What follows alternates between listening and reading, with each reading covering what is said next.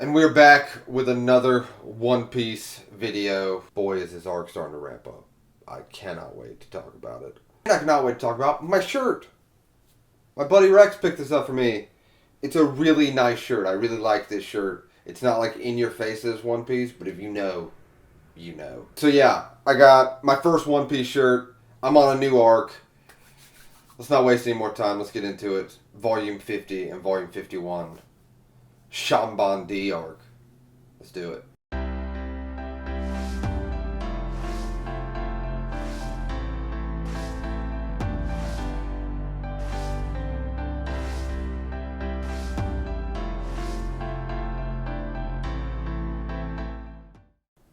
Okay, let's finish off Volume 50. We had like 3 chapters left, so let's just knock this out and get to Volume 51, which I've already read, and I really want to talk about Volume 51. This video might just be Volume 51. So for the last few chapters of this volume, they are off on their next adventure. They have left Thriller Bark and they reach the Red Line. And during a fight on the ship, they rescue Cammy, which is a mermaid. Sanji really likes Cammy. I'm not. I know you're not surprised. I'm not. Well, none of us are surprised, but he's into her. And she tells them that her friend Hitachi-chan, which that name didn't click with me immediately, but he was like from the East Blue, like volumes 8 through 11. I looked it up. I didn't know that off the top of my head. I know you're like, oh man, this guy's really learning. I googled that. He was actually a part of a serialization of the covers that they do in the manga. So it's really cool that he's wrapping that back around and bringing back characters that we saw 42 volumes ago. It was awesome. But before they can go rescue him on Fishman Island, which he tells them about, they are attacked by the Flying Fish Raiders. And their captain, Duval. We just need to get to volume 51 because Duval, they end this on Duval. They end this volume on Duval. Weird. That's a weird phrase, but alright. And he kind of seems menacing, but what they do with him is, it's all. Let's just get to it. You ready? Volume 51. I wasn't ready for this because I'm going to be completely honest with you, as I always am. I wasn't loving it. Like, there were some good moments. Duval's, we'll get to it in a minute, but that was pretty good. But it was kind of like when they got to the archipelago, it was a little slice of lifey, but boy, did it pick up in the last few chapters. So the way this volume starts is that they are basically fighting against Duval, and he keeps saying like one of them ruined their lives, and you want to think to yourself like, who's the one? Like who did it? I was thinking like Zoro maybe. I thought it'd be interesting if it was Chopper. My boy Sanji. And the reason that he's ruined this man's life is because, as we find out, he looks like his wanted poster. You know the wanted poster that they got wrong? He looks just like it. And Sanji is blown away by it. So he does his kick and turns him handsome. And then he's happy. That's literally that little mini arc with Duval.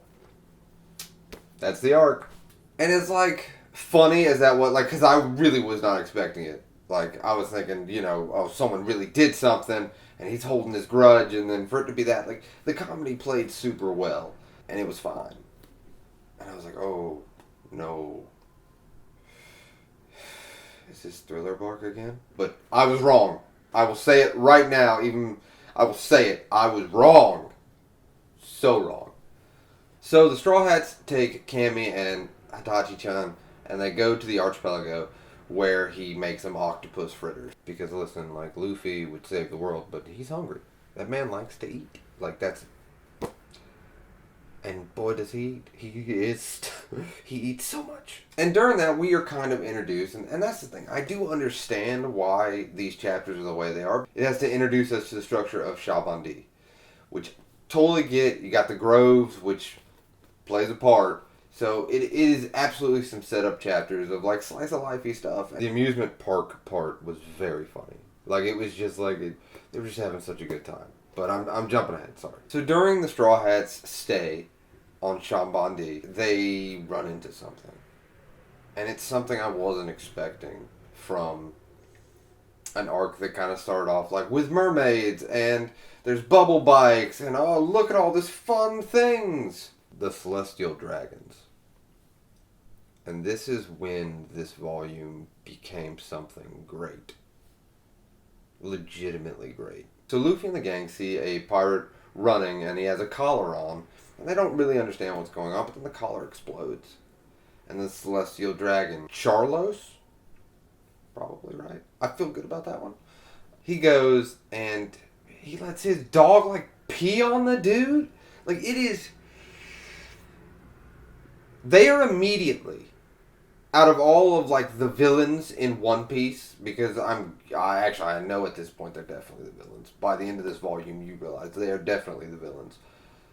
This is like there's so much disrespect, and they are immediately set up as people that you hate. It wasn't 3 pages in that I'm like, nah, I can't wait for Luffy to hit this guy.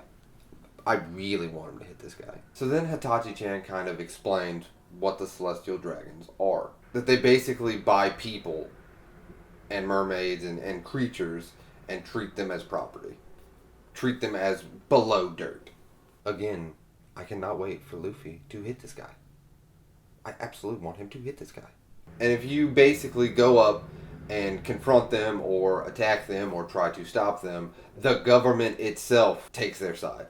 And it's pretty much an immediate death sentence. But on top of that, we also learn that there are 11 other people, including them, with bounties over 100 million berries on their head. Including Zoro and Luffy, there's 11. And it's kind of set up that no matter what path you take, you always converge on this archipelago. This is kind of like the meeting point. So they introduce the other people, and one even has a bounty higher than Luffy. Okay, so I've never done this before, but there's so many new people introduced, I'm actually going to like read it so I don't get the names wrong. Well, pronunciation, again, you know. Yeah. But I'm just going to read it real quick. So we have Capone Gang Beige, 138 million berries. We have Glutton Jewelry Bonnie with 140 million berries. We have Magician Basil Hawking, 249 million berries. We have Roar of the Sea Sketch Apu, 198 million berries. I'm going to be honest with you. I don't know if you can tell what that. He's kind of blocking.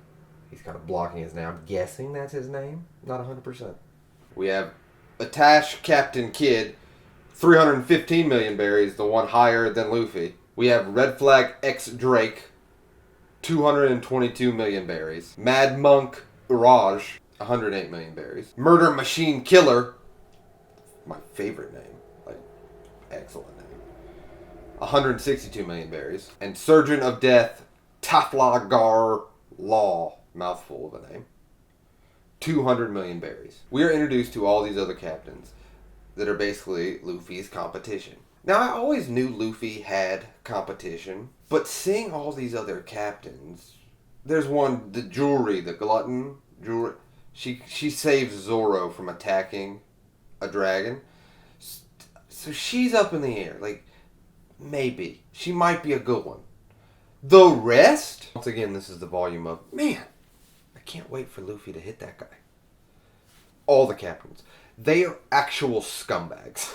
I guess I never realized it. You know, I took Luffy and the crew for granted because they are pirates, but they're so kind-hearted and they're spreading just the joy of following their dreams. And you kind of forget that pirates are supposed to be garbage. You are quickly reminded because every other captain is garbage. So we are loaded with that information. I'm telling you, this volume was stacked with information because we actually learn a third thing. Fire Fist Ace is supposed to be publicly executed. Do you guys remember my last video? When I was like, oh man, I hope like Ace it works out for Ace, but publicly executed. Bummer. Like that. Oh, this archipelago. Sabaody. Oh, it's this little arc from the few chapters in volume 50 to we're about the halfway point of volume 51. So much information. So as all this is going on, Luffy and Brook and Chopper, Hitachi-chan, Cammy, they go to an amusement park. And Cammy says, well, the only reason that he's really allowing me to go to this amusement park is because you guys are strong. And they're there to protect her. He feels like nothing will happen to her with Luffy around. It's a logical thing. Luffy is a very strong individual. He's already beat him before. And so it makes sense. She gets kidnapped.